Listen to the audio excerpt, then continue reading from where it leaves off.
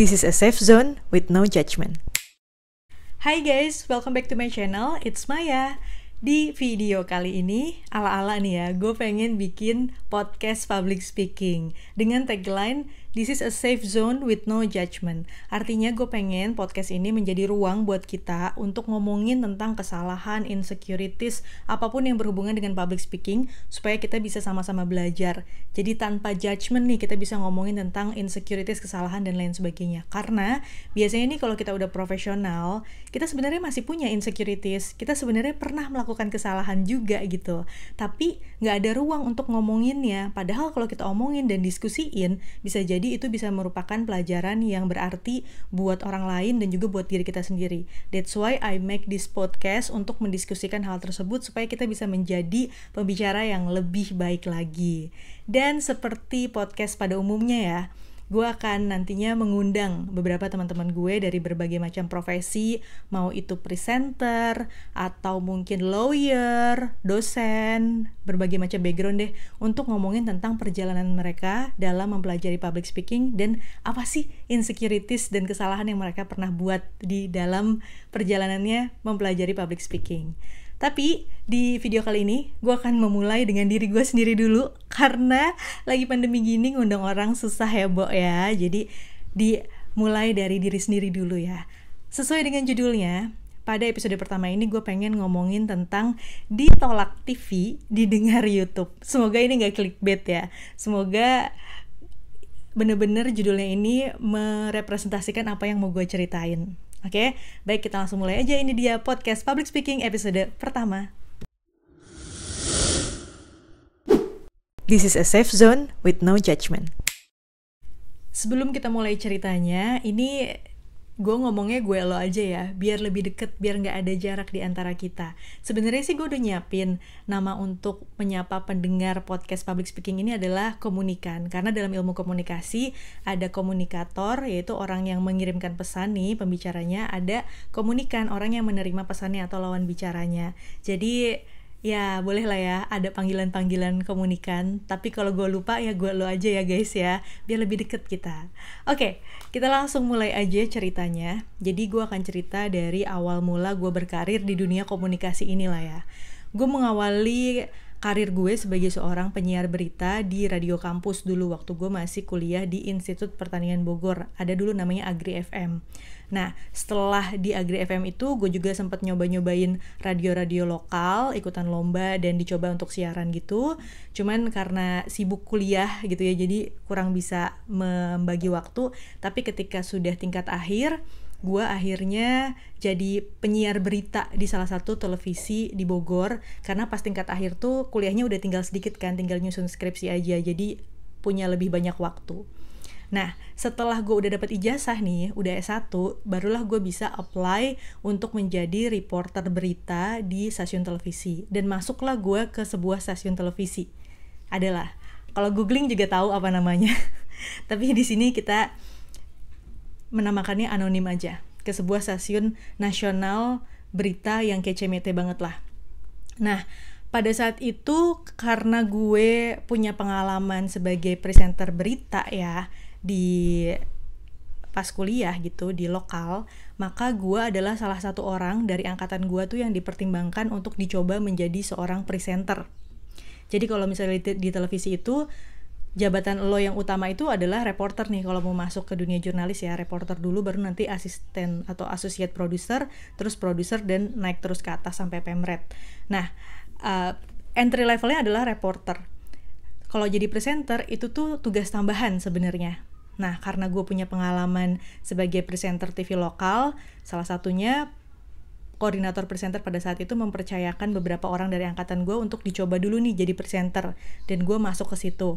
Kita dicoba kalau nggak salah 3 atau 6 bulan. Jadi siaran dulu nih, kalau misalnya bagus nanti dilanjutin, kalau enggak ya bye gitu. Sebagai seorang yang berkarir di dunia jurnalis televisi, tentulah ya gue pasti kepengen gitu untuk berada di studio. Kebetulan di televisi tempat gue bekerja ini nggak apa-apa pakai jilbab. Jadi asal jangan semua presenternya aja pakai jilbab gitu. Kalau beberapa orang doang nggak apa-apa. Nah, gue ngerasa pada saat itu this is a golden chance for me untuk jadi presenter yang keren. Pada saat itu kan pasti kalau kita mau jadi seseorang di televisi berita pasti ngelihatnya ke presenter-presenter yang udah terkenal lah gitu ya. Padahal di balik itu banyak posisi-posisi lain yang lebih seru juga gitu, yang nggak kalah seru juga. Nah, unfortunately kesempatan ini tuh gue abaikan. Bukan diabaikan ya, gue sia-siakan bisa dibilang. Ini golden chance. Gue terima kasih banget sama koordinator presenter yang pada saat itu memberikan gue kesempatan untuk dicoba jadi presenter. Tapi sayangnya kesempatan ini tidak gue sambut dengan baik. Jadi kalau boleh evaluasi, maybe I am too young, too innocent, too fragile. Fragile udah kayak paket. Waktu itu untuk menghandle golden chance ini gitu loh guys. Jadi sebenarnya sama-sama siaran, gue udah punya pengalaman juga di TV lokal, tapi siaran di TV nasional secara live itu beda banget sama siaran di TV lokal dan yang notabene taping ya. Kalau waktu itu gue taping, jadi kalau salah masih bisa diulang-ulang. Sementara ini nasional terus langsung pula. Di awal itu gue dapet siaran pagi atau program pagi yang mulainya subuh dari 6:30 sampai jam 6:30 ini, itu artinya kita harus bangun jam 2 malam ya berarti ya, bukan pagi ya. Jam 2 malam kita harus sudah bangun, siap-siap ke kantor, terus gantian make up kan, dan kita harus udah baca naskahnya atau rundownnya biar kita tahu apa yang mau kita bacain. Jadi bener-bener kita tuh harus bangun pagi dan kerja melek dari pagi buta gitu. Nah, it was really challenging sih buat gue. Bangun paginya aja udah challenging karena di samping lu jadi presenter, lu juga harus liputan gitu lah. Tapi diatur lah waktunya, itu lain cerita. Diatur waktunya biar kita nggak ngos-ngosan banget lah. Kita liputan lebih sedikit jamnya dibandingkan dengan reporter biasanya. Nah, udah seperti itu, gue nyobain lah ya. Dan nggak tahu apa yang terjadi sama diri gue. Pada saat itu gue tuh sering banget ngelakuin kesalahan.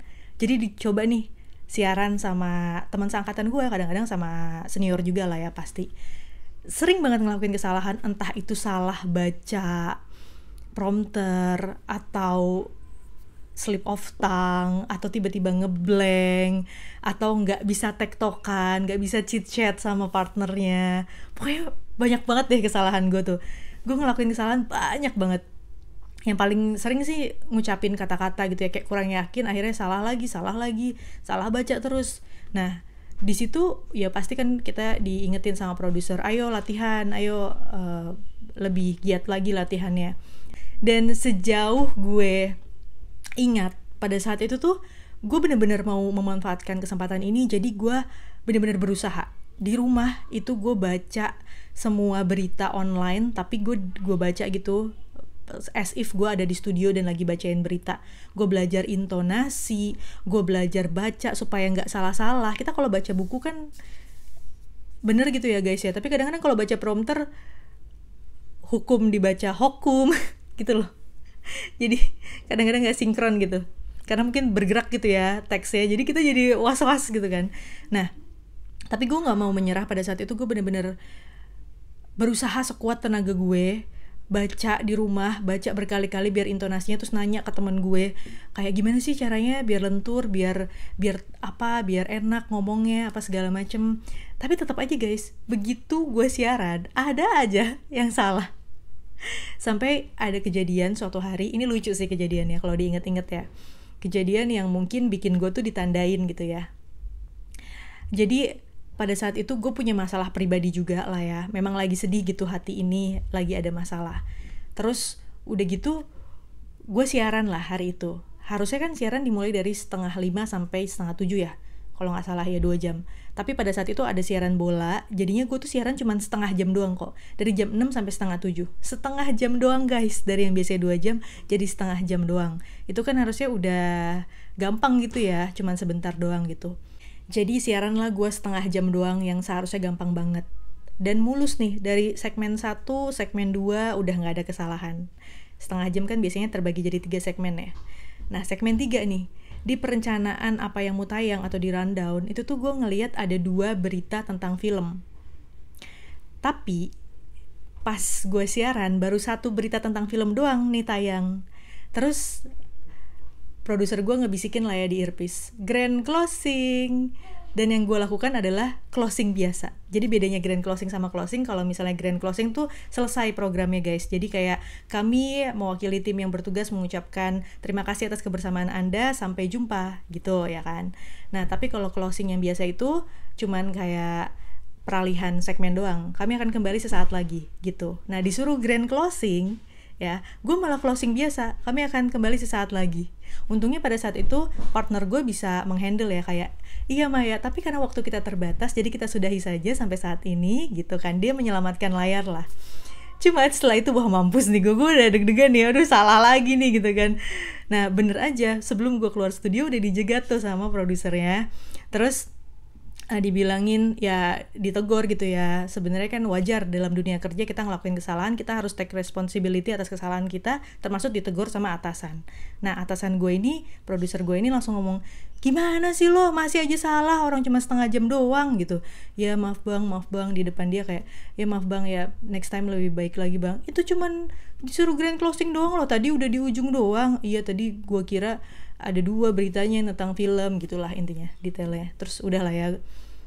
Nah setelah gue udah ke belakang tuh, udah iya bang, gue kayak breakout ya apa ya, karena gue lagi ada masalah pribadi juga. Terus gue ditegur juga, aduh bodoh banget sih Mai, masih aja salah gitu kan. Jadi gue sedih gitu loh, kayak gue sedih, gue harus cry yang loud gitu loh. Dan gue tuh orangnya jarang nangis guys, tapi sekalinya nangis kadang-kadang tuh kayak gitu loh. Nah akhirnya gue ke kamar mandi lah, buru-buru gue ke kamar mandi karena gue mau nangis gitu, karena gue ngerasa gue tuh udah berusaha di rumah baca, latihan, tapi kenapa masih salah terus sih gitu kan. Nah akhirnya gue ke kamar mandi, terus gue nangis yang kenceng, padahal gue udah latihan, tapi kenapa sih masih salah terus gitu. Dan bahayanya guys, itu clip on gue belum mati, clip on siaran gue itu belum mati, jadi suara gue kedengeran ke control room. Dan si kamar mandinya itu kan ada pintu utama, terus ada pintu-pintu kecil ya. Gue masuk ke salah satu toilet gitu, pintu kecil gitu, tapi pintu utamanya nggak gue tutup, jadi suara gue tuh kemana-mana, didengar sama produser ya, didengar sama semua tim.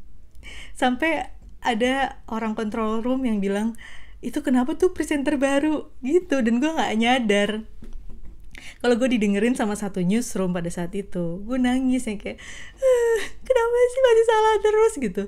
Padahal gue nggak niat untuk bikin heboh ya, gue cuman memang naturally pengen nangis aja gitu. Nah disitulah mungkin gue agak ditandain nih, orang nih secara mental kayaknya belum siap gitu.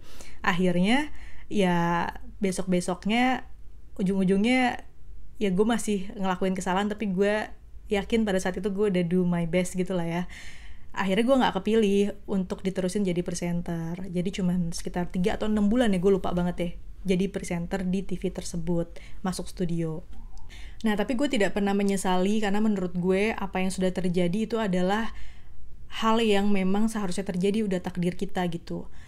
Karena dengan tidak menjadi presenter, kalau presenter ini kan dia punya tanggung jawab di Jakarta ya guys ya, karena dia harus siaran, jadi kemungkinan dia untuk liputan keluar kota gitu itu tuh sedikit, karena dia tadi harus stay di Jakarta dan siaran. Sementara untuk reporter-reporter yang nggak siaran ini lebih fleksibel kan, jadi dengan menjadi reporter aja gue tuh ngerasa gue gaining so much experience. Gue pernah liputan dari Sabang sampai Merauke, dari mulai sosial, ekonomi, politics, bahkan 2 tahun terakhir gue di TV tersebut gue jadi representatif di RI 2. Waktu itu meliput kegiatannya Wakil Presiden Yusuf Kala, dan pernah ikut juga ke beberapa agenda di luar negeri gitu. Jadi gue tidak pernah menyesali apa yang terjadi, karena mungkin memang itu takdir gue.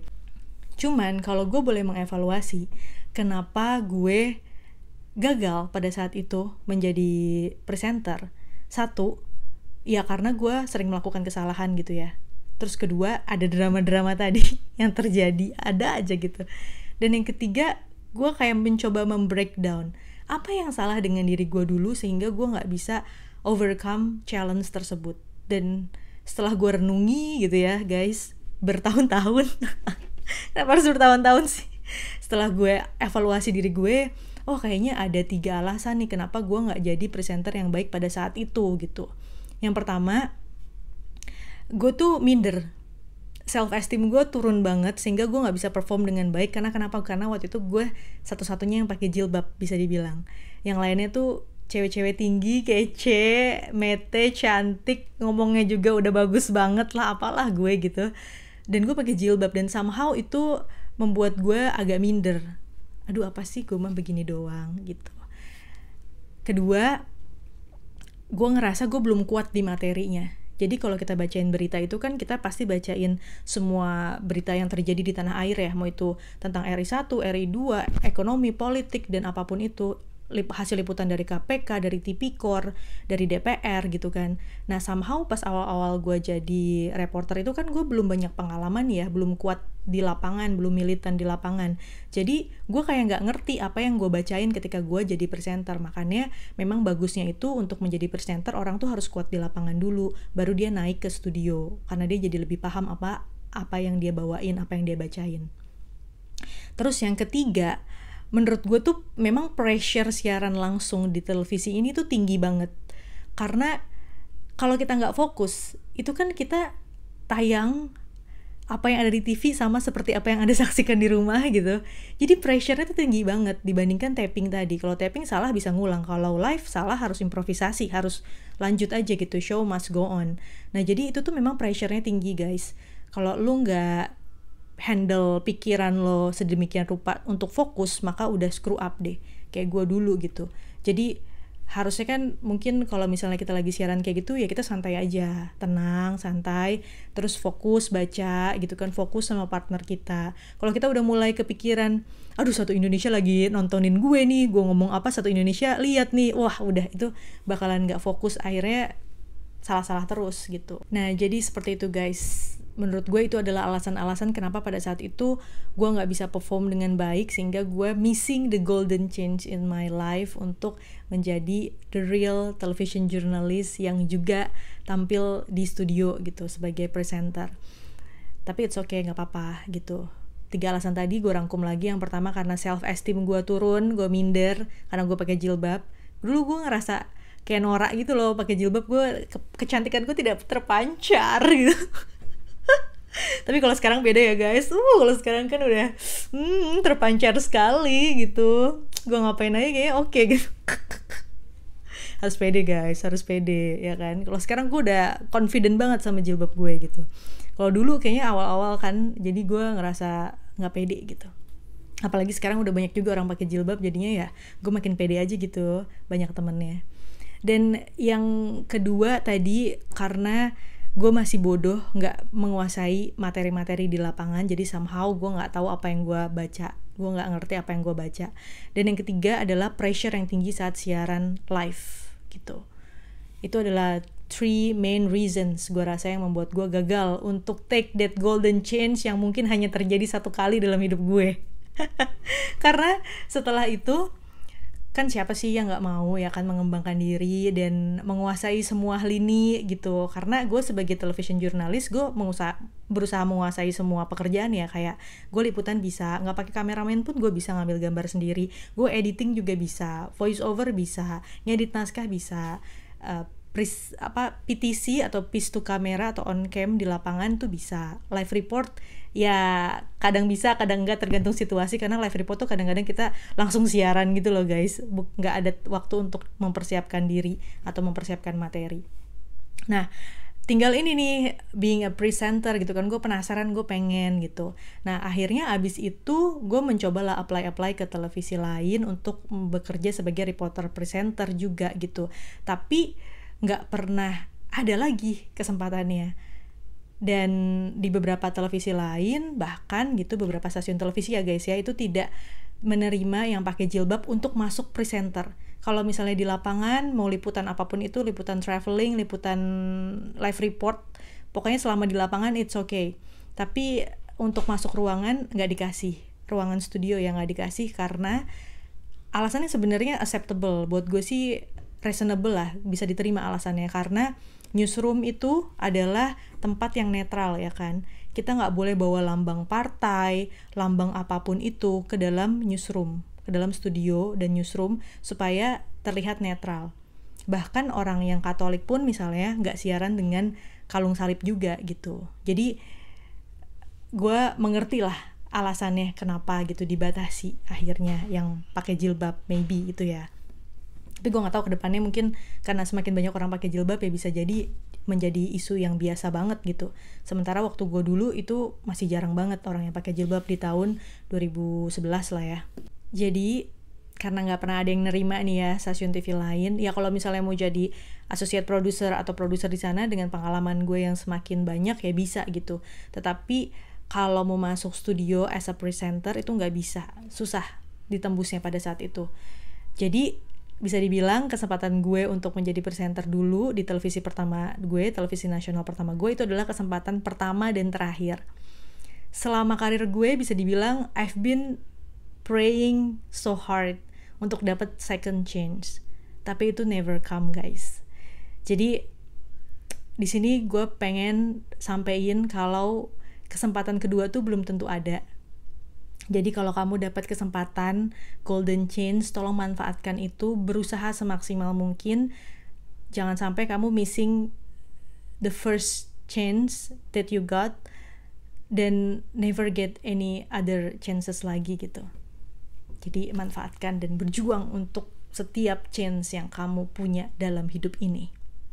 Nah, terus dibalik kerjaan gue utama sebagai television journalist, tentunya waktu di kuliah itu kan gue udah sering MC, udah sering jadi moderator juga gitu, diperlukan untuk event-event kampus dan juga event-event di luar kampus. Nah, banyak temen gue tuh yang suka minta tips ke gue, Mai tolong dong tips nih, gue tiba-tiba di kantor disuruh jadi MC, Mai mau dong belajar public speaking sama lo. Jadi uniknya hidup gue itu adalah gue berdiri di dua kaki guys. Dua kaki dalam arti, satu, gue berdiri di dunia komunikasi yang orang-orangnya kece-kece apalah gue dibanding mereka gitu ya. Tapi di sisi lain karena kuliah gue science gitu, teknik eksak ya, di sana tuh nggak terlalu banyak orang yang bisa public speaking. Jadi bisa dibilang gue udah paling keren lah di sana gitu. Nah, jadi somehow itu yang menyeimbangkan kepercayaan diri gue gitu. Nah, orang-orang dari teknik inilah banyak yang kayak, Mai mau dong belajar public speaking dari lo, apa segala macem. Nah, karena banyak yang nanya, mulailah, karena gue waktu itu udah mulai bikin YouTube channel juga, tapi pada saat itu cuman buat lucu-lucuan doang ya. Mulailah gue juga bikin video-video tentang public speaking, tentang how to be a great master of ceremony, dan lain sebagainya. Dan teman-teman gue terbantu. Jadi kalau ada yang nanya, gue tinggal kirim link doang gitu, nggak usah ngejelasin from A to Z lagi. Dan ternyata didengerin gitu sama warga YouTube, banyak yang nonton dan bahkan berterima kasih sama gue lewat DM karena atas berkat rahmat Allah yang Maha Kuasa dan juga tips-tips dari gue ya, mereka bisa sukses jadi MC, bisa menjadi public speaker yang lebih baik lagi gitu. Dan somehow kayak gue tuh terharu gitu loh guys, karena gue kan udah kehilangan golden chance gue gitu, dan gue udah berdoa untuk dapat kesempatan kedua dan itu nggak pernah datang gitu ya guys ya. Tapi gue ngerasa gue bikin konten di YouTube terus somehow banyak yang subscribe gitu, banyak yang subscribe, banyak yang dengerin, bahkan banyak yang terbantu dari ilmu yang gue sharing. Padahal I'm not the best of all gitu, gue juga masih belajar dan apalah gue dibanding orang-orang lain juga. Cuman gue dengan kemampuan gue yang terbatas, dengan pengetahuan gue yang gue tahu dari buku, gue pelajari, gue bagi ke kalian. Terus ternyata banyak yang terbantu, banyak yang dengerin di YouTube gitu. Somehow gue tuh merasa this is the second chance that God give me gitu. Kan gue tadi bilang gue berdoa untuk dapat kesempatan yang kedua gitu, dan gue nggak pernah dapetin di tempat yang sama gitu. Tapi dengan gue bikin YouTube terus didengerin, dapat subscriber banyak, somehow itu tuh berpengaruh gitu sama gue gitu kan, kayak ternyata mungkin Tuhan menunjukkan jalan yang lain gitu. Maaf ya guys. Jadi kayak Tuhan minta gue untuk berkontribusi di sini nih gitu, bukan untuk deliver current issues seperti di televisi, tapi deliver how to be a great public speaker di YouTube channel gue dan langsung terkoneksi sama audiens gue gitu. Itu sih. Jadi lewat podcast episode pertama ini. Gue juga mau ngucapin terima kasih banyak untuk teman-teman semua yang udah appreciate karya-karya gue di YouTube. Dan alhamdulillah kalau misalnya memang membantu kamu untuk menjadi public speaker yang lebih baik lagi. Dan disclaimer-nya tentu ya, apa sih gue ini kok pakai nangis? Bentar guys.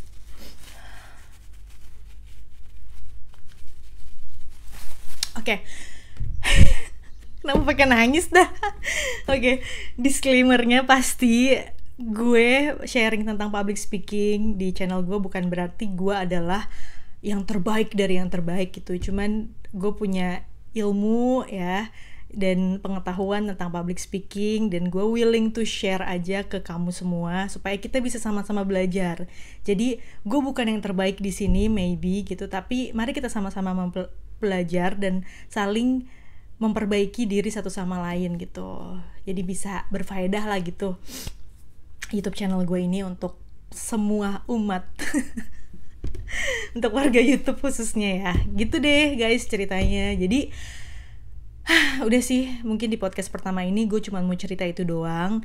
Inti dari segala inti dari cerita gue yang kita dari ngakak sampai nangis ini adalah satu, kalau kamu dapat kesempatan, manfaatkan itu sebaik mungkin, berjuang, jangan sia-siakan kesempatan tersebut karena kesempatan kedua mungkin gak akan datang. Terus yang kedua, mari kita sama-sama belajar di YouTube dan jangan berpikir gue sok tahu ngomongin tentang public speaking di sini kayak paling tahu aja gitu public speaking, gue paling jago. Enggak, kita semua masih sama-sama belajar dan semoga dengan kita banyak ngobrol di podcast ini dengan nanti teman-teman gue juga, itu bisa semakin meningkatkan kemampuan public speaking kita, karena belajar public speaking itu menurut gue lifelong learning ya. Jadi sampai dimanapun level kita sekarang, itu pasti masih ada aja yang harus kita pelajari untuk menjadi lebih baik lagi dan lebih baik lagi gitu guys. Oke, thank you so much udah nonton podcast episode pertama ini. Sampai jumpa di episode berikutnya. Bye-bye. Oh ya, buat kamu yang punya cerita menarik, kesalahan-kesalahan yang pernah kamu lakukan tentang public speaking juga, bisa DM ke Instagram aku atau kirim email supaya nanti bisa kita bahas bareng-bareng di podcast ini ya. Oke, sekali lagi, bye. Sampai jumpa. Bye-bye.